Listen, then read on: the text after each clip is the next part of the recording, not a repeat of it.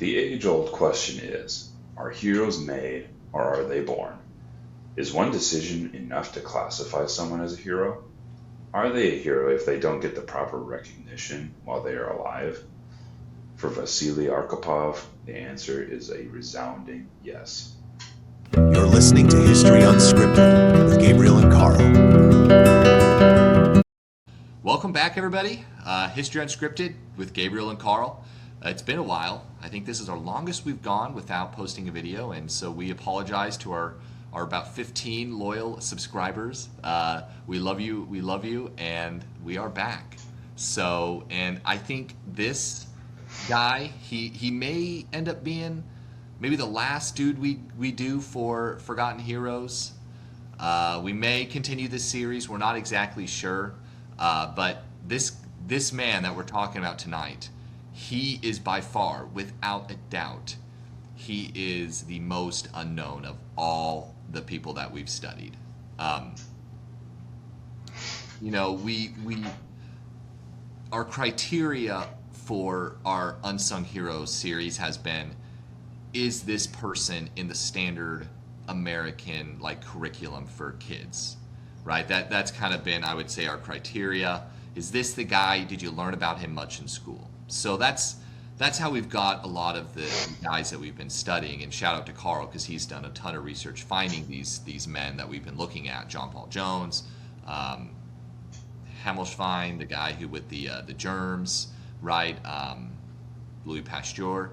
But this guy, and I'm not going to say his name just yet. Well, I guess Carl already said in the intro, so I might as well say it. And I want to make sure I pronounce this correctly. Let me pull it up here. Vasili Arkhipov. He is a person that will for sure not even really get a mention in history textbooks, history documentaries, at all. And it is a shame, because this man quite literally saved the world. Not with a cape, not with some grand action of bravery or courage in front of the world for his name to be remembered. No. This man simply stepped into the spotlight, didn't even know it, did what he needed to do, and he stepped back, truly never to be really remembered again. I'm not even sure this guy gets studied in Russia. I bet if you went to a Russian high schooler, I bet if you asked them who this man is, Arkhipov, I have my doubts that even a Russian child, student, would know his name. But this man is the testament to heroes can just be ordinary people. They don't have to be the geniuses. They don't have to be the bravest. It's just the ordinary person doing his job is the hero. And so that is Vasili Arkhipov.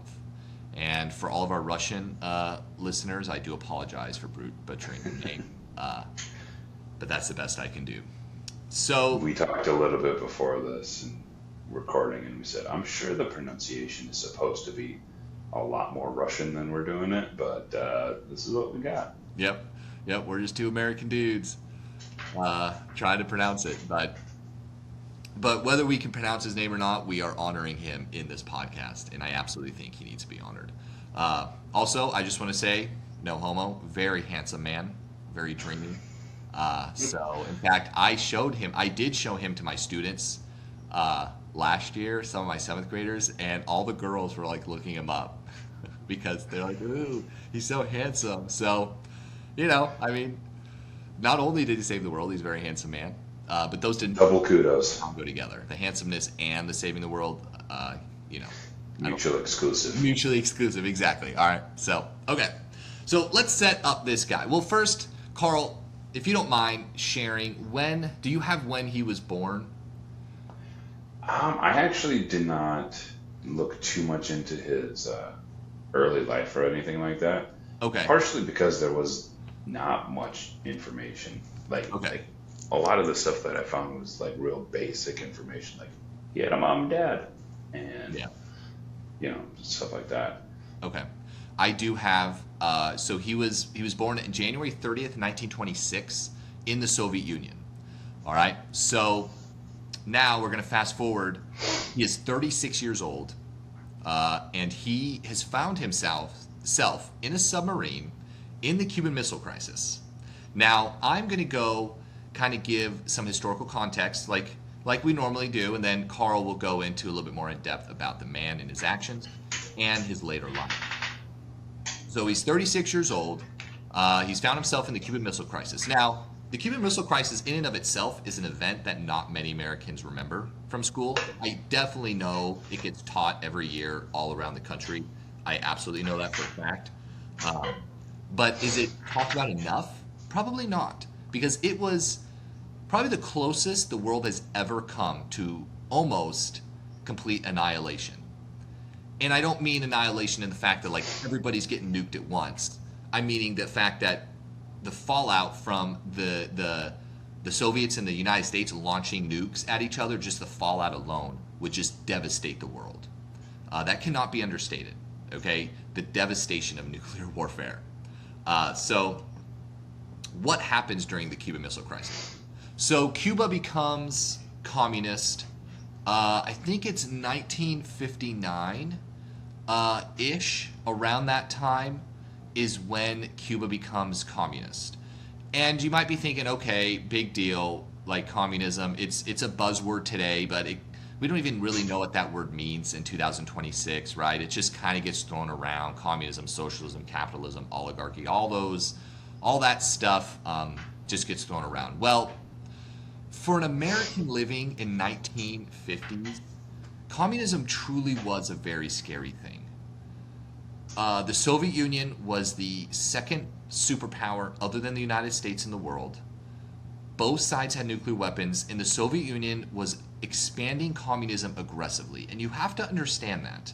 It's not like the Soviet Union was just chilling, right? Doing its thing, not really bothering anyone. They just want to be communist and share everything and, be equal or whatever.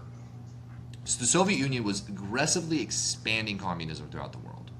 Okay? You have the Iron Curtain over Europe, which is like that line between communism and not communist. This darkness over Eastern Europe. Stalin, Lenin, those guys who kind of start the Soviet Union and really develop the style of communism that they have are very, very brutal. Many, many people die through communism. The gulags, starvation, the fact that communism just doesn't work that well, kills so many people. So to the Americans, it is very, very scary. Okay, it's the equivalent of if Cuba became like an extremist Islamic terrorist state, right? Because that's something that we as Americans today understand is very scary, right? Islamic extremists has caused more death in the recent, decades, than just about anything else. Well, if you go back to the 1950s during the Cold War, it's communism, right? It's communism is the scary thing. And so when the Soviet Union influences, of course, not directly, indirectly, helps Cuba become communist, Cuba's 90 miles away from the United States.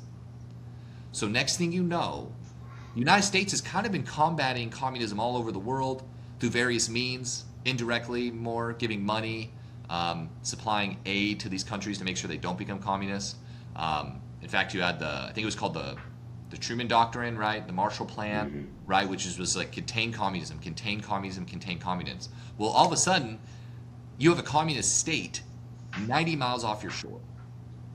And so to the average American, that is a very scary thing. Because again, both sides have nukes, and if one side launches a nuke, the other side's going to launch a nuke, and we're toast. In fact, I actually do this with my students. We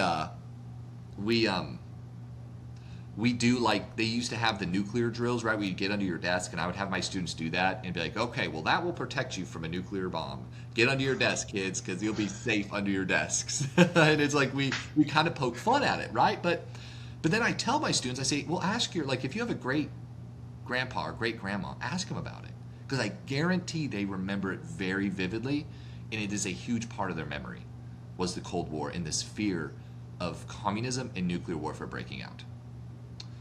Carl, do you have anything to add on to my ramblings?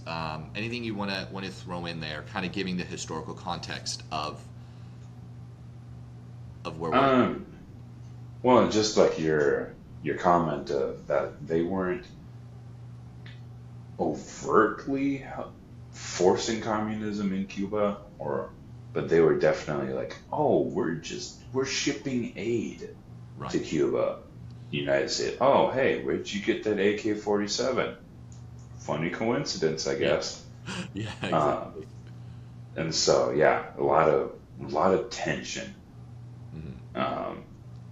A lot of very high tension, but they're playing with a lot of extremely powerful weapons that they don't fully comprehend. Right. And so that adds to it. And like your comment, it would be the equivalent of America fighting a massive 100% extremist state of like the American perception is that Russia is erratic. Like they have no idea how Russia is going to react to anything. Right. And they can just fly off the handle at any moment. And so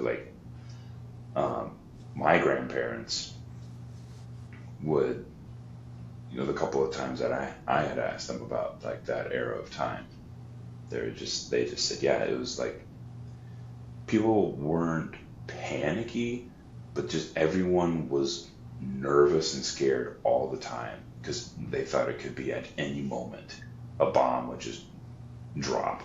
Right. And so like the entire American population was living under that kind of heightened stress for years. Right. Yeah, I agree. No, and thank you for adding that. And when I say extremist Islamic, I'm not saying like it's all these terrorist groups have nukes. I'm not comparing that, right? Like obviously the Twin Towers was awful. Obviously that was a horrific event, but they're also like they flew planes in the buildings. They weren't launching nukes at the United States. But again, to kind of put it into our minds, right? Why are we at war with Iran, or war, quote unquote, for the 15th time? It's at least at first it started to keep Iran, which essentially is like an extremist Islamic government, from getting nukes, right? Because then, like Carl said, it's very erratic. You don't know what they're going to do. They're very unpredictable, right? They have a hatred. They have a dislike for the West. And any group that has a dislike for the West and has nuclear weapons is very scary. So again, this is not the Russia that we look at today that's kind of getting its ass beat in Ukraine, right? This is a very powerful Soviet Union that Americans are very scared of because it's very unpredictable. It's spreading communism. It is the main enemy. But luckily at this point, we have Kennedy and we have Khrushchev. Kennedy's the president and Khrushchev is the leader of the Soviet Union. And both, luckily, are very level-headed people. So what ends up happening is we figure out that the Soviet Union, and again, this is, I don't blame Americans for reacting like this. Like, it's a very, again, they find out, oh my gosh, like, the Soviet Union has, like, nuclear equipment.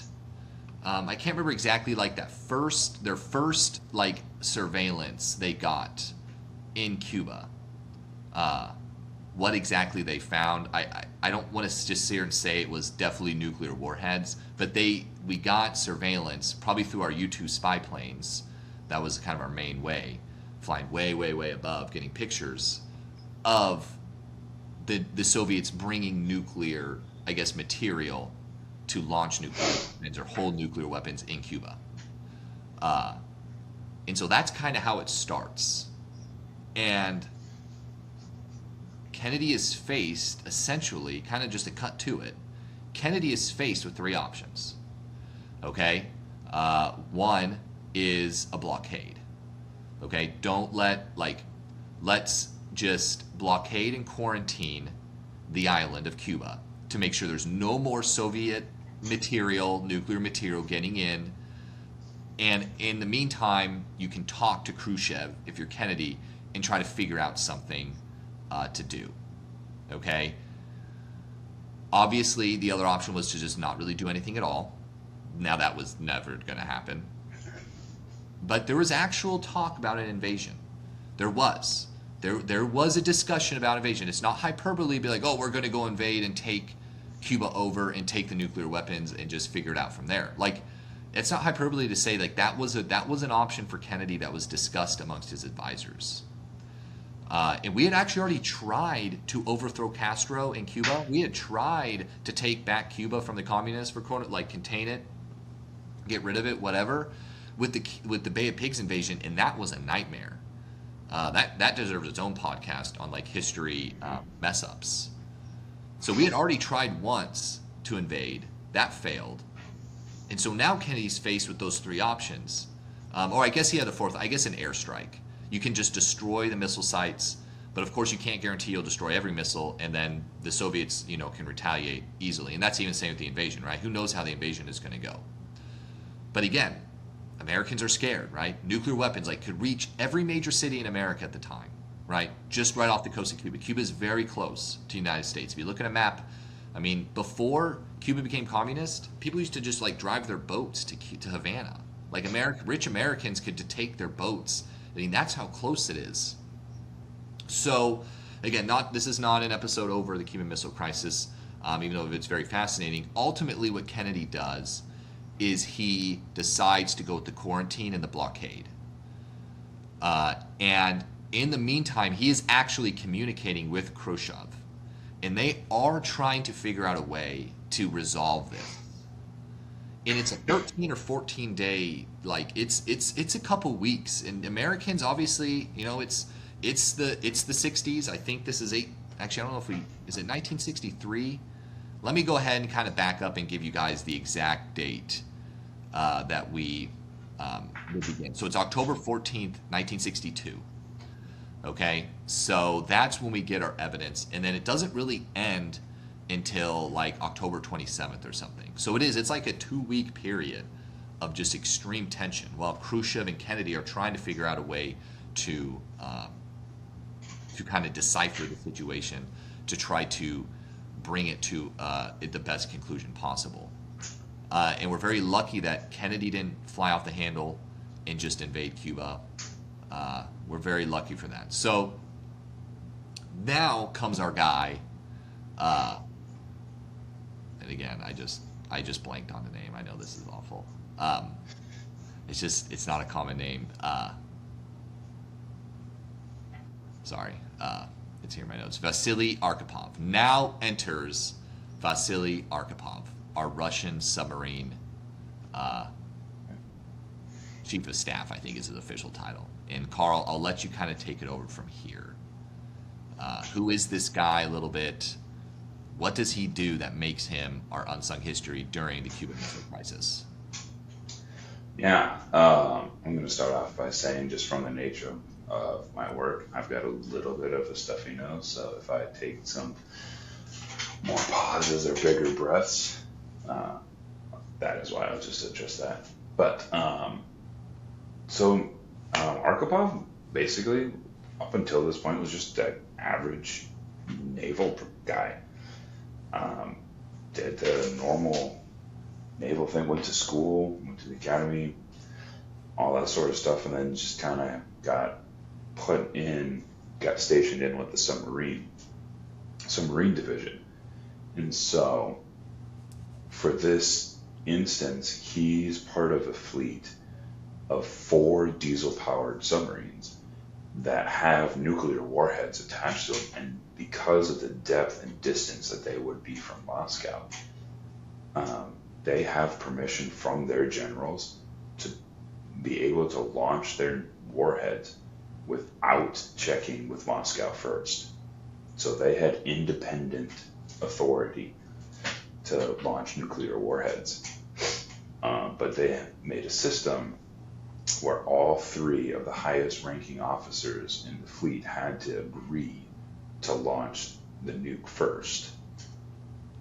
So they start off from Russia, and like Gabe had said, it's this process of the blockade and all this stuff was about a 2 week period. Well, that started after Arkhipov was already submerged. So they didn't get the transmission that it's happening. They're completely out of the loop. So And then because, they had no clue that they were too far at that point away from Moscow to actually know that there was a blockade. yeah, Okay. yeah, they had absolutely no idea that was going on. Okay.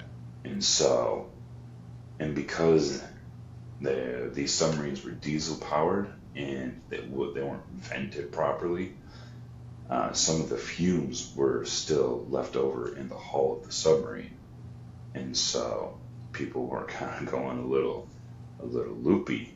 And I also found that these subs were specifically made for Arctic travel, and so they were too well insulated.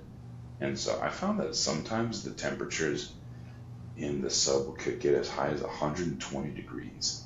Oh my gosh. And you don't open a window. I mean, you could open a window, you know.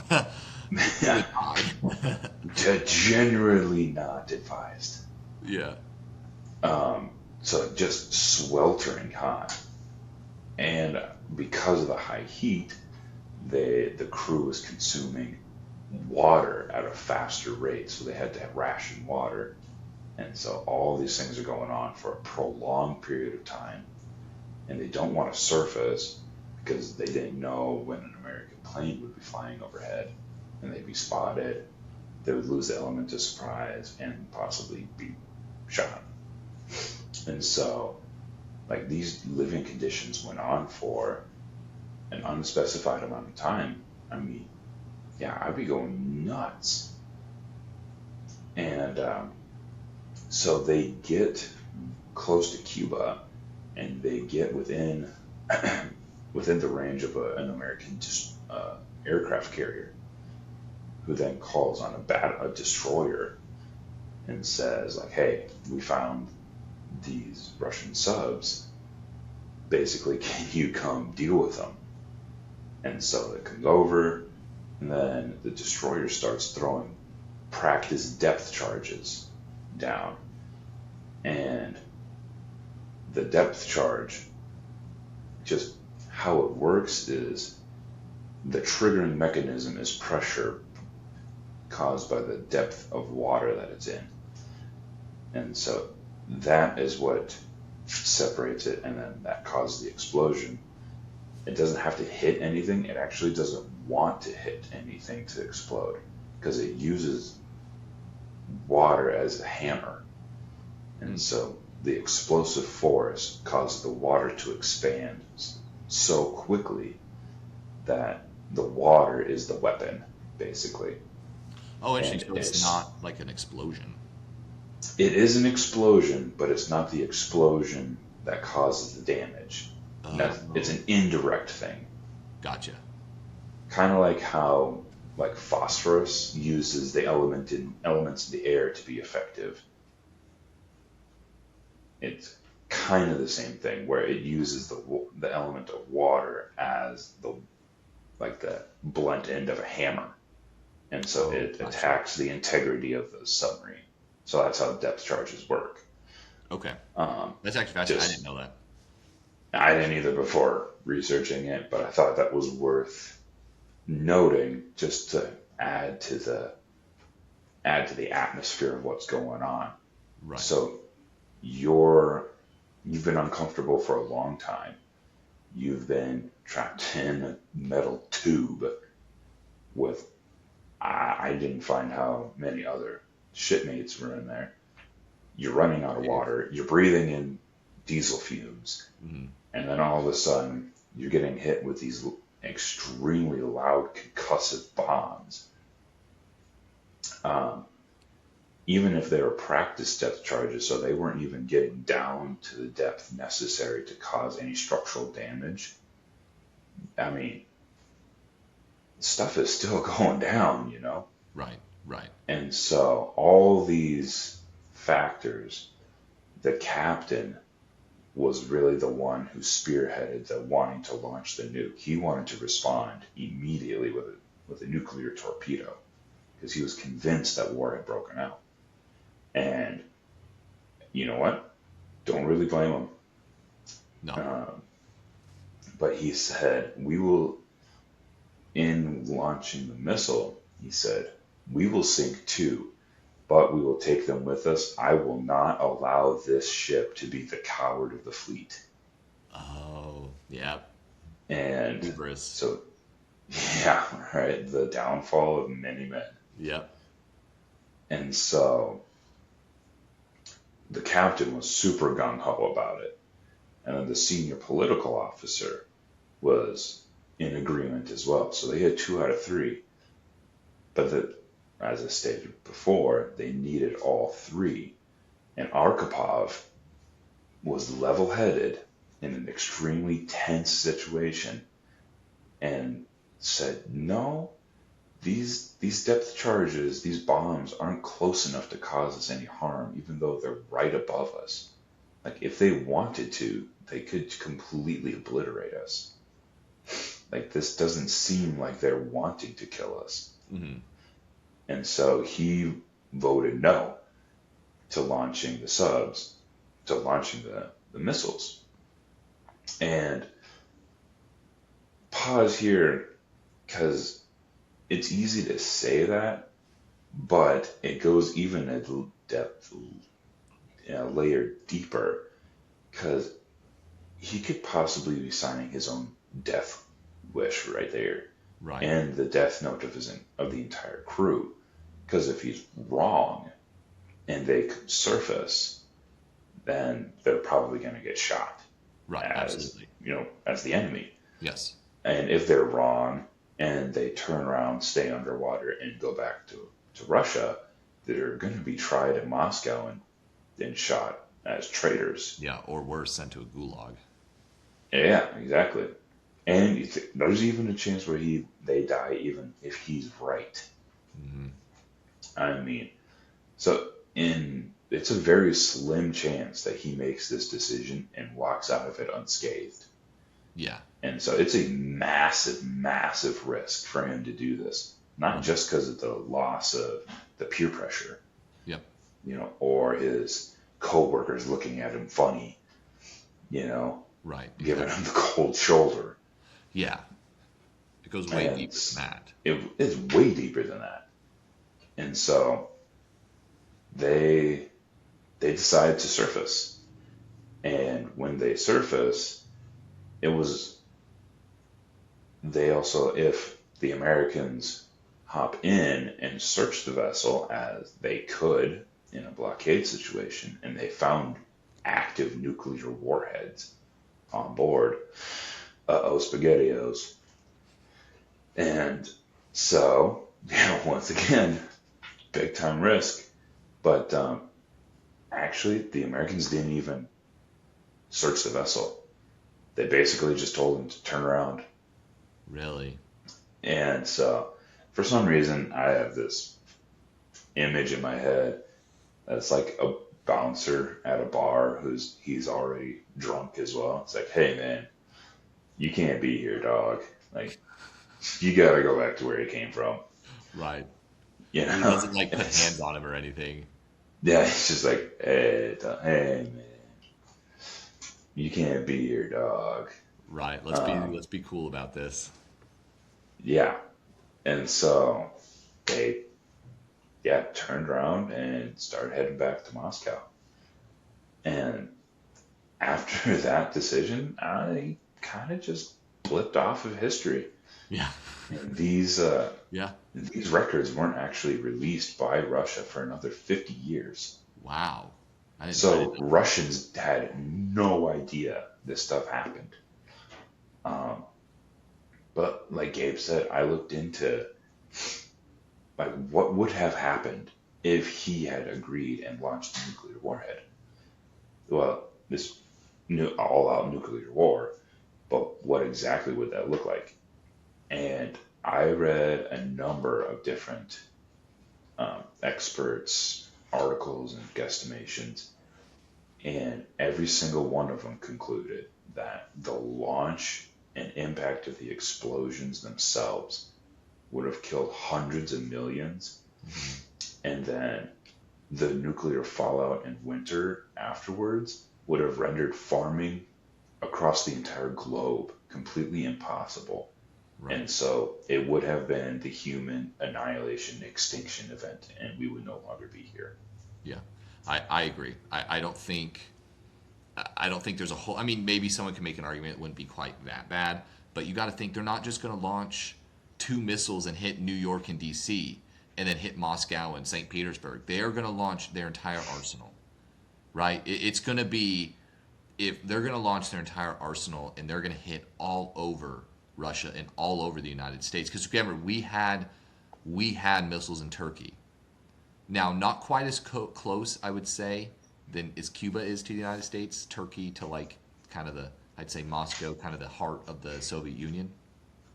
But part of the agreement was you remove your missiles from Cuba, we'll remove ours from Turkey.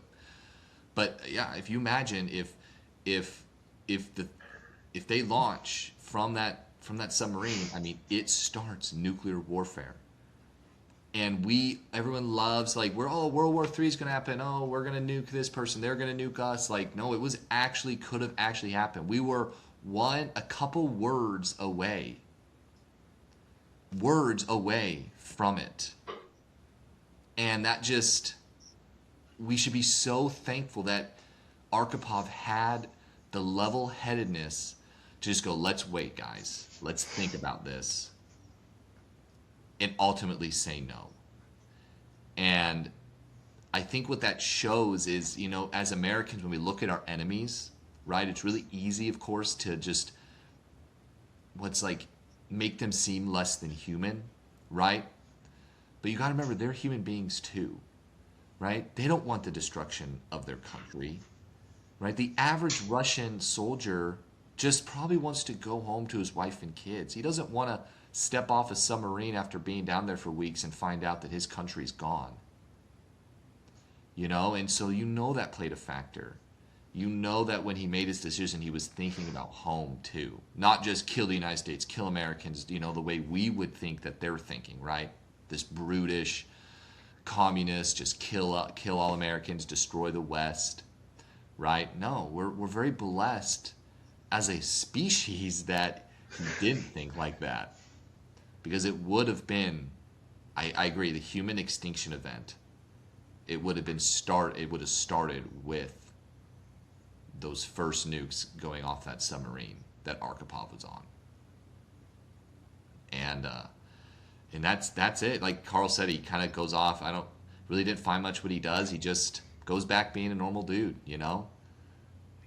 Goes home to wife and kids, and he had to live with that in a good way, right, the rest of his life. But you just wonder, is he at the bar, telling his friends, is he bragging about it, or is he just this really humble dude that, is he man, I wonder when it hit him, was there a point where it all just hit him, and he's like, whoa, holy crap, this is what happened, this is how close we were. I don't know if I don't know if your dad has told you this lately, but Yeah. yeah, I saved the world. Yeah. I mean, he's the coolest dude at a party instantly. Yeah. Instantly the coolest dude at the party. And probably can't tell a soul. Right, exactly. So Yeah. that's it. I mean, this, we were talking before the pod. This is definitely going to be one of our shorter pods, but he doesn't have this incredible life like you think of Tesla, who just has this crazy life that you could talk about for hours and hours and hours. John Paul Jones. This guy, he was just kind of your average dude doing his job, thinking, just using common sense, using his training. He steps in the spotlight, does it, saves the world, and he's gone. Just like that. And I'm glad that we could honor him and honor his memory as one of our unsung heroes. So, Carl, do you have any last minute thoughts you want to share with our listeners? Just that it's rather ironic that the least well-known name and person on this series that we've done is also by far the most consequential. Oh yeah, absolutely, I agree. Uh, Tesla, like, he's really cool. Electricity is cool. Germ theory is awesome, but it doesn't matter when the world's annihilated from nuclear war. When people can't farm in Africa because of the nuclear winter, you know, from the fallout in the United States and Russia.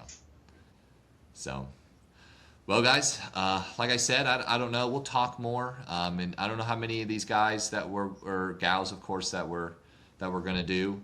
You know, we'll just I don't know. Maybe we'll start a new series again. If you have something you want us to talk about, put it in the comment section, and we'll definitely do our research, and that will be our next pod. But until then, thank you guys for listening. Please, you know, like, listen. You know, like, subscribe, comment. You know, we're you know, this is our passion, but we'd love to get out to more ears. You know, and the best way to do that is to sharing and commenting and yeah. So, anyways, I'm Gabriel. Carl? This is History Unscripted. Goodbye.